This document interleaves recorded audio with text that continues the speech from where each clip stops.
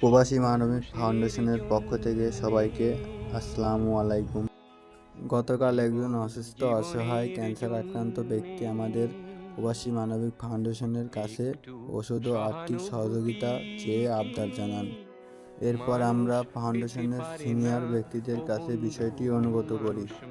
এরপর তারা অসহায় অসুস্থ ক্যান্সার আক্রান্ত ব্যক্তিটির সার্বিক বিবেচনা করে ওষুধ ও কিছু নগদ অর্থ পৌঁছে দিতে নির্দেশ দেন।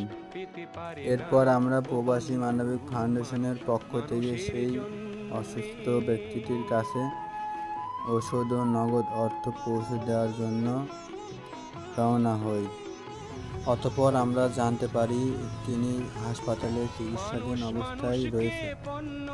পরবর্তীতে আমরা সেই ব্যক্তিটির মেয়ের কাছে প্রবাসী মানবিক ফাউন্ডেশনের পাঠানো ওষুধ ও নগদ অর্থ হস্তান্তর করি।